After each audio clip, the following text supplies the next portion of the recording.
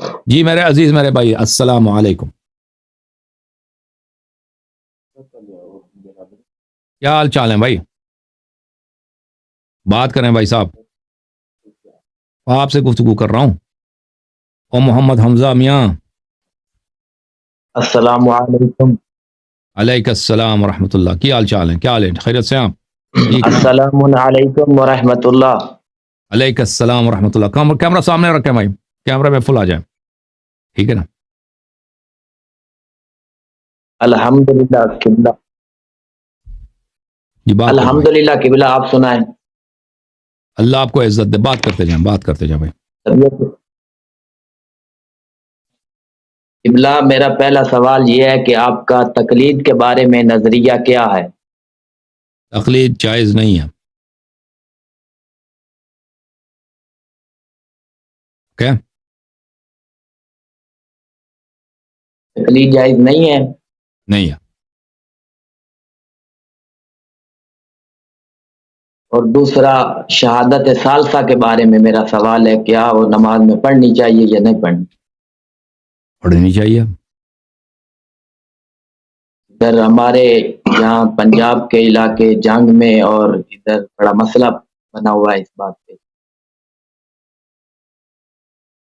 تو اللہ تعالیٰ ہدایت کرے بھائی، مسئلہ بنا ہوا ہے، ہم دعا کر سکتے ہیں،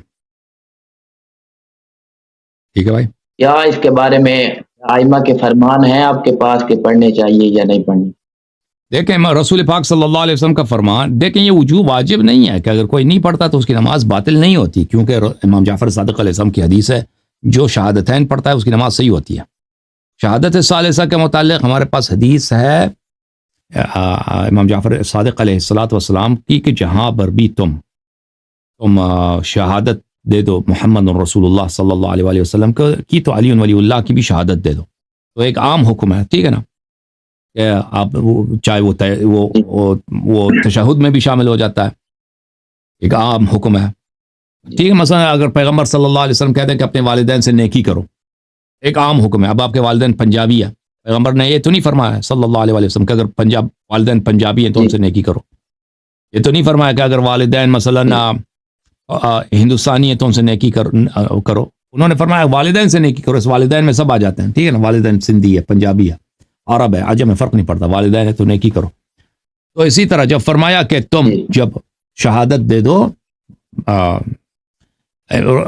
رسول پاک صلی اللہ علیہ وسلم کی رسالت کا، تو حضرت سید المسلمین امیر المؤمنین علیہ السلام کی امامت کا، ان کی خلافت کا، ان کی ولایت کا کی بھی شہادت دے دو، تو اس میں سب آ جاتا ہے، ٹھیک ہے نا؟ جب ہم آپس میں گفتگو تقریر کر رہے ہیں یا آپس میں گفتگو کر رہے ہیں، یا مثلا کوئی اور کسی وقت پر بھی ہم پیغمبر صلی اللہ علیہ وسلم کی شہادت دیتے ہیں رسالت کی، تو امیر المومنین علیہ السلام کے دینا بھی اس سے مستحب ہے۔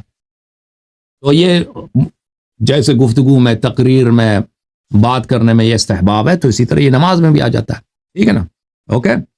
کیونکہ اہل بیت علیہ السلام کے فرامین حجت ہوتے ہیں۔ ہاں، اوکے۔ تیسرا سوال یہ ہے کہ مولا کائنات نے نماز کی حالت میں انگوٹھی کیسے دی؟ اس میں جو ابھی میرے ذہن میں ہے وہ تو روایات اس میں ہے، اس نے اشارہ کیا تھا نا سائل کی طرف، جبرائیل تھا وہ سائل، جبرائیل نے آ کے ان کے دست مبارک سے خود کھینچ کے نکالا تھا، جو ابھی میرے ذہن میں وہ وہی ہے۔ رکوع کی حالت میں انہوں نے اشارہ کیا تھا، تو وہ آ کے انہوں نے انگوٹھی نکال کے حالانکہ جب امیر المومنین نماز پڑھتے تو وہ کسی کی آواز نہیں سنتے تھے۔ نہیں، اس طرح نہیں، اس طرح کوئی روایت نہیں جی، کسی کی آواز میں، مجھے تو نہیں دیکھا ہے۔ وہ صوفیوں کی ایک روایت ہے، وہ اس کا کوئی مصدر ہے ہی نہیں، وہ محمد جلال الدین رومی صاحب کی شعر ہے۔ امیر المومنین علیہ السلام نماز میں تھے، ان کے جنگ میں ان کے پیر میں تیر لگی تھی، تو لوگوں نے کہا اس کو کب نکالیں، ان کو تکلیف نہ ہو، تو نماز کی حالت میں کھڑے ہو گئے، اس وقت ان کے پیر سے تیر نکالا گیا۔ تو وہ کوئی شیعہ روایت حدیث نہیں ہے، وہ کوئی سنی روایت بھی نہیں ہے، وہ صرف صوفیوں کے ایک دیوان میں ایک شعر ہے بس۔ اب اس نے کہاں سے لیا اللہ جانتا ہے۔ تو ابھی ہمارے ہاں جو میں نے تو کہیں نہیں دیکھا ہے کہ امیر المومنین علیہ السلام نماز میں کسی کی آواز نہیں سنتے تھے، میں نے تو نہیں دیکھا بھائی۔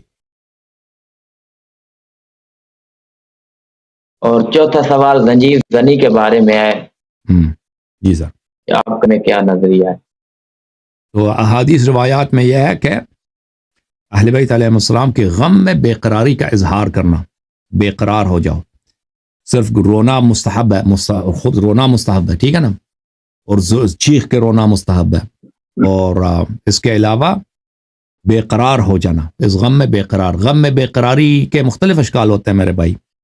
غم میں ایک دفعہ آدمی بے قرار ہوتا ہے, کھانا پینا چھوڑ دیتا ہے, ٹھیک ہے نا. غم آدمی ایک دفعہ بے قرار ہوتا ہے, اتنا روتا ہے وہ زمین پہ گر جاتا ہے, مٹی سر پہ ڈال دیتا ہے, ٹھیک ہے نا. بے غم میں آپ دیکھیں نا, کوئی شخص اگر اس کا جوان بیٹا مرا ہے, یا کوئی عورت اس کی شوہر مری ہے, اگر وہ اپنے شوہر سے پیار کرتی ہے, یا کسی ماں کی جوان بیٹا مر, وہ کیسے بے قرار ہے؟ وہ صرف روتی نہیں ہے, وہ مثلا چیخ مارتی ہے, وہ کبھی سر دیوار پہ مارتی ہے, کبھی مثلا تھپڑ چہرے پہ مارتی ہے, ٹھیک ہے نا. تو یہ بے قراری جو ہے اس کی ایک خاص شکل نہیں ہے, مختلف لوگ مختلف انداز میں بے قراری کا اظہار کرتے ہیں. تو اگر کوئی شخص مثلا وہ بے قراری کے حالت میں, غم میں, نوحے سن کر, مصائب سن کر وہ اتنا بے قرار ہو جاتا ہے کہ میرے مولا کے ساتھ یہ ظلم ہوا ہے, ان کے اہل بیت علیہ السلام کے ساتھ, ان کے پیارے بیٹوں کے ساتھ, ان کے اصحاب کے ساتھ, ان پہ پانی کٹا گیا, تو اس غم میں روتا ہے, چیختا ہے, پھر سینہ زنی کرتا ہے, پھر چہرے پہ مارتا ہے, پھر اس کو وہ مثلا زنجیر پشت پہ مارتا ہے. تو یہ سب اس اظہار جزا میں آ جاتا ہے کہ اہل بیت علیہ السلام نے اس کا حکم دیا ہے, ٹھیک ہے نا, کہ اس جزا کا اظہار کریں, لیکن بے قراری کا اظہار کریں. لیکن اس میں یہ نہیں ہے کہ انسان کوئی حرام فعل بجا لائے.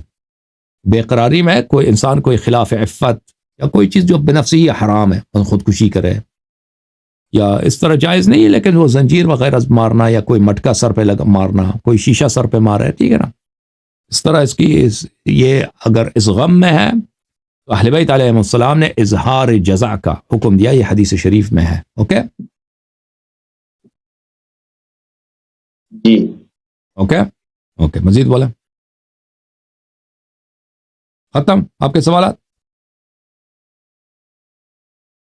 جو آپ نے شہادت ثالثہ کے بارے میں جو امام جعفر صادق علیہ السلام کا فرمان پیش کیا ہے, وہ کس کتاب سے ہے, اس کا حوالہ دے دیں. وہ احتجاج تبرسی میں ہے, احتجاج تبرسی میں ہے. ابھی میں اس کا ابھی حوالہ میرے ذہن میں نہیں ہے, میں اس کو نکال کے کبھی انشاءاللہ, آپ انٹرنیٹ پہ سرچ کریں, وہ کافی مشہور ہے, آپ کو مل جائے گا, وہ آپ کو مل جائے گا. میں سرچ کر کے میں آپ کو نکال کے دوں گا. وہ احتجاج تبرسی میں, مجھے یاد پڑتا ہے, وہ احتجاج تبرسی میں.